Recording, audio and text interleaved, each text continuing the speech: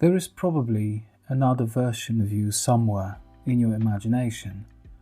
They took a different job, married someone else, had different friends, moved to another country, started the business, stayed with the band, finished a degree, picked up the guitar again, and sometimes, usually at night, you wonder what their life looks like.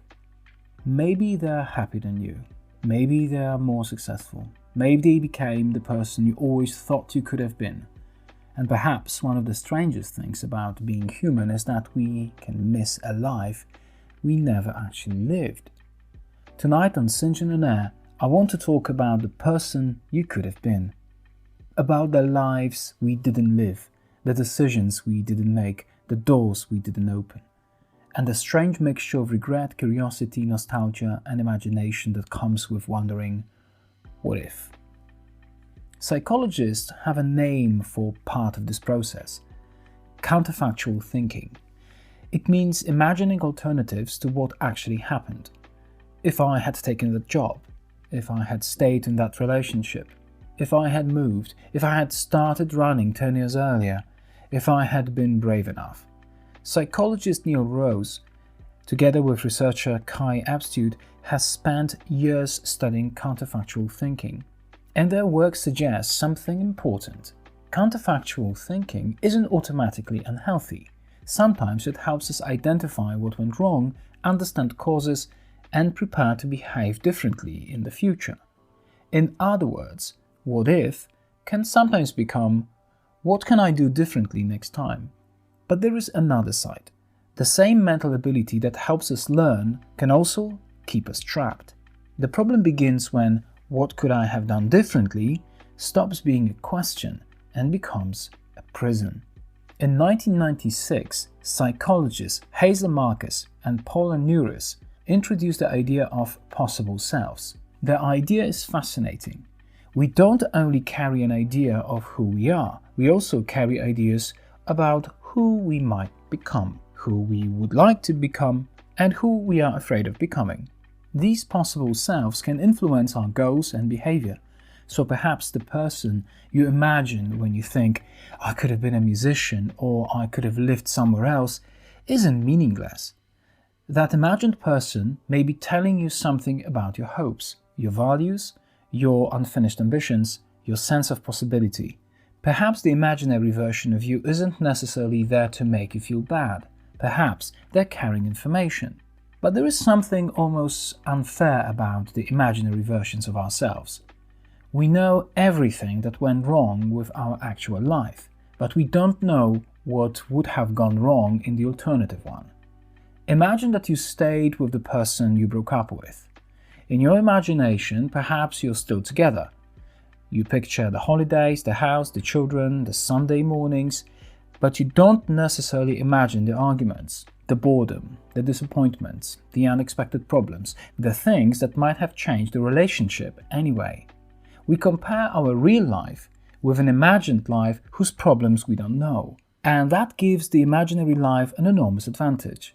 It has no bad Mondays, no failed plans, no unexpected bills, no awkward conversations, no ordinary frustrations.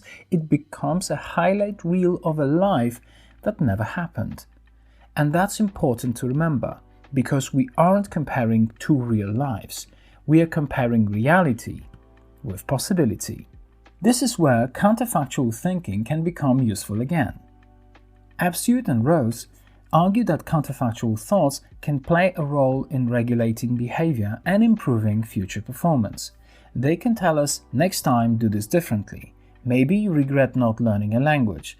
That regret might contain information. Maybe you regret losing touch with an old friend. Perhaps the lesson is to invest more deliberately in friendships now. Maybe you regret not taking care of your body earlier. That doesn't mean spending the next 10 years mourning your younger self. It might mean start today. The healthiest question isn't always, what would my life look like if I had made a different choice? Sometimes it's, what is that imagined life is trying to tell me about the life I want now? And there is nostalgia. The strange ache when a song comes on and suddenly you're 17 again. You remember a street, a group of friends, a classroom, a relationship, a version of yourself who believed the future was enormous. Psychologists Constantine Sedikides and Wildschut, together with their colleagues, have spent years studying nostalgia. And their research challenges the old idea that nostalgia is simply unhealthy longing for the past. Nostalgia can be bittersweet. It can hurt and still be psychologically valuable.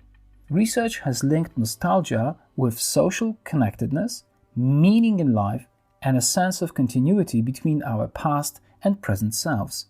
It can remind us, I have been many different people, but somehow I am still me. And perhaps that's why nostalgia can feel both painful and strangely comforting. Psychologist Dan McAdams has spent decades studying something called narrative identity. The basic idea is that we construct an evolving story about ourselves. We don't simply remember events, we organize them, we connect them, we decide what they mean, we create chapters. That was when I became independent. That was when everything changed. The relationship taught me, moving here made me, and the fascinating thing is, the facts of our past don't change, but the meaning we give them can. McAdams describes narrative identity as an evolving life story that integrates our constructed past with our imagined future. That means you don't have to rewrite what happened, but you can sometimes change what the story means. The failure can become a chapter about resilience. The wrong turn can become a chapter about discovery. The relationship that ended can become a chapter about what you learned to value. The place you left can become part of understanding where you belong. The past stays, but its meaning can develop. So let's imagine something. Imagine that 10 years ago you made a different decision. You moved, you changed careers, you stayed, you left, you married, you didn't marry, you became a musician, you became a teacher, you never became the person you are now. Now ask yourself something slightly different. What would you have lost? Because we often ask what we could have gained, but every choice closes other doors. And that's not necessarily tragic. That's simply what choosing means. Every life contains possibilities that disappear when we choose another path. We cannot live all of them, and perhaps we aren't supposed to. This is where we need to be careful. Research has found an association between upward counterfactual thinking, imagining how things could have turned out better, and depressive symptoms. But association isn't causation. It doesn't mean that imagining a different life causes depression. That relationship is more complicated. What matters is what happens after the thought. There is a difference between reflection and rumination. Reflection says, I wish I had done that differently, what can I learn? Rumination says, I ruined everything. Reflection looks backward and then turns around. Rumination keeps walking backward. Counterfactual thinking can help us learn. But when it becomes repetitive, self-blaming, and impossible to resolve, it can become emotionally costly. So perhaps the question isn't whether we should ever think about the road not taken, it's whether we know when to come back from it. So what do we do with the person we could have been? Perhaps we don't have to kill them off. Maybe we can listen to them. That person who wanted to learn Spanish, perhaps you can still learn Spanish.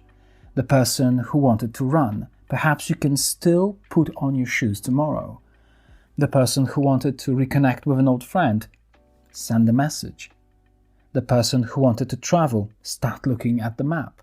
You cannot become the exact person you imagined 10 or 20 years ago, because time has changed you. Your circumstances have changed, your priorities have changed. You have learned things that your younger self didn't know.